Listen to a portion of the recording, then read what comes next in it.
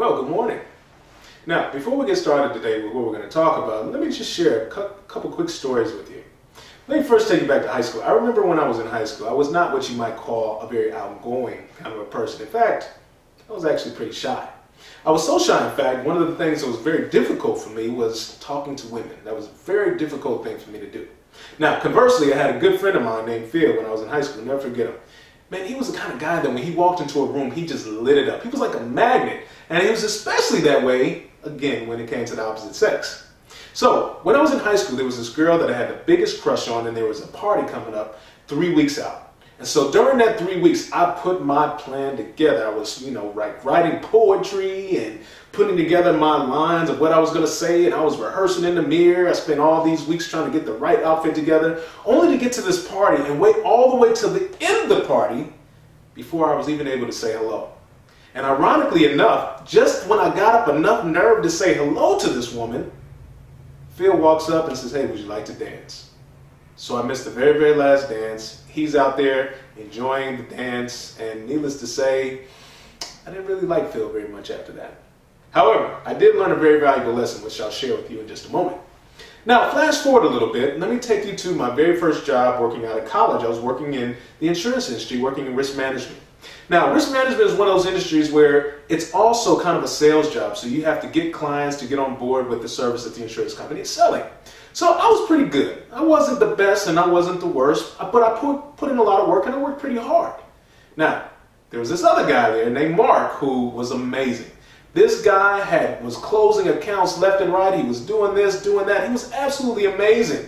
And so I wondered, I said, what is his secret? He comes in late. He doesn't always get his paperwork in time. Sometimes he doesn't even respond back to his clients in a timely manner. How is it that he's able to get all of these clients? So I went to lunch with him one time, and he was hanging out with some of his clients, and I was just trying to get a sense for why they had such this great liking for Mark. What I learned was that they trusted him. Another lesson learned. All right. Now, flash forward a little bit forward. When I actually started speaking professionally, I remember I was at this particular speaking engagement, and I went up, I did a speech, I was good, people clapped, and I sat down. But then there was this gentleman that came up behind me, and this gentleman was kind of small in stature, nothing, outstanding about him in terms of his visual appearance and everything. And he got up on the podium and he started speaking. It wasn't a great speech. The information was, was decent, but he got a standing ovation. And I was sitting there trying to figure out, why is it that this gentleman got a standing ovation when I just got some claps? What I found out was that that gentleman was the CEO of a major company and had accomplished a great many things in his life. Third lesson learned, all right? So the reason why I opened up this particular seminar with these particular stories is because what we're going to be talking about today is a dimension of communication. Now, studies show that 87% of spoken communication is actually designed to persuade. So how does this relate back to these stories? Well, one of the things that I have learned and that I'm going to share with you guys today is that it's not just something that they're born with. I thought that Phil just had this magnetic personality just because he was born with it. I thought that Mark was an amazing salesperson because he was just born with it. It was a gift. And I thought that this gentleman, just because he had accomplished all these things, came off the way that he did. But what I've actually learned is that there are three qualities that are the driving force behind whether or not a person is going to be persuaded by what you say. And those three qualities are, number one, whether or not the person is likable. Like in the case of Phil, he's likable. Whether or not the person is believable. Like in the case of Mark. And whether or not the person is credible. These are the three factors that play on our emotions that allow us to then receive what's going on in the communication process. Now, one thing that a lot of people don't realize is that we make decisions at the emotional level first before we make them at the rational level. As a matter of fact, the brain and the mind kind of work like a filter, all right? The first layer that you hit are your emotions, and our emotions are very black and white. They don't rationalize, they don't make a lot of decisions. They just determine whether or not the information coming in is safe to pass or not. It's our basic natural defense mechanism.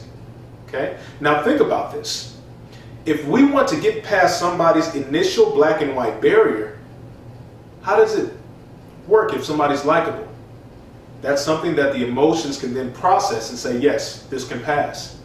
If a person is trusting, believable, it hits our emotions in such a way that, yes, this can pass. Whether a person is credible, yes, this person can pass. This information is valid. Then once it passes the emotional process, then rationally we're able to receive the information and process it. But if you don't get past that emotional barrier, it doesn't matter how great your speech may be. It doesn't matter what you actually may say. It's not going to get through. So today we're going to spend our time talking about, first, understanding this emotional dimension and how those three qualities play out to it, and then some things that we can begin to do to not just think of ourselves as whether you're born with it or not, but to actually shape ourselves into becoming a very persuasive communicator. All right?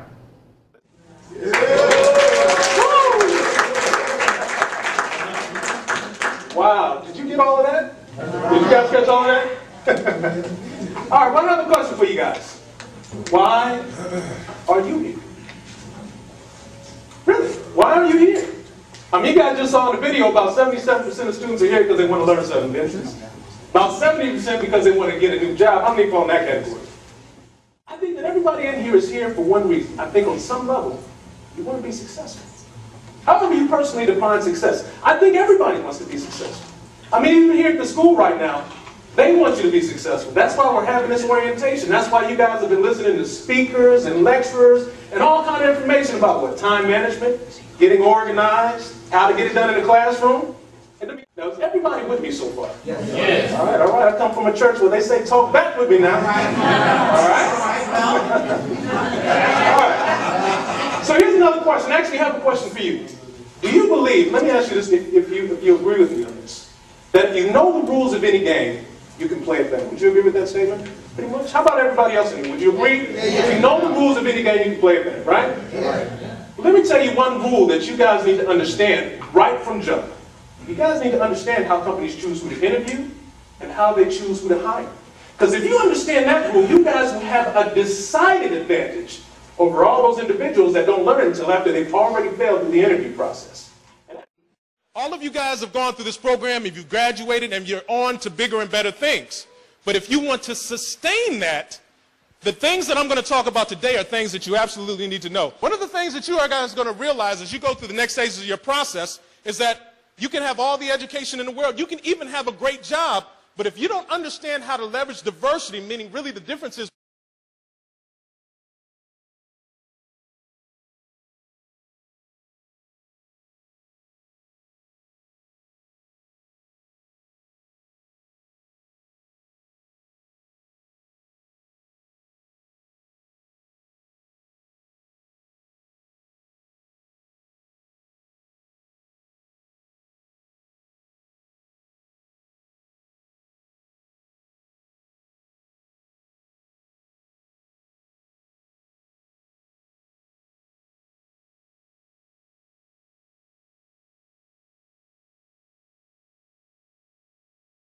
when I was young, I was 18 years old, I was getting ready to graduate from high school, right? And so I went to my parents and I told them, listen guys, I want to be rich. So they took me to a financial planner. And so I walked into the financial planner's office and I said, hey man, I want to be rich. So what kind of stocks do I need to invest in? What kind of property do I need to buy? And he just kind of looked at me and he said, have a seat. And he says, no, Yusef. The truth of the matter is, if you're looking to really build wealth in your life, most people don't get rich just because of how much money they make. They get rich because of how much they save. He said, what you want to do if you really want to create financial health for yourself is you never spend over 75% of what you make. Now, if you think about that for a second, doesn't that really make sense? Because if you spend 100% of what you have, how much you have left? Now, if you spend 100% of what you have and then an emergency happens, now what have you created for yourself? Debt, right? But if you only spend 75% of what you make, what's happening now? You always have a cushion built into your life. And not only that, if nothing happens, now you're always what? Saving, right?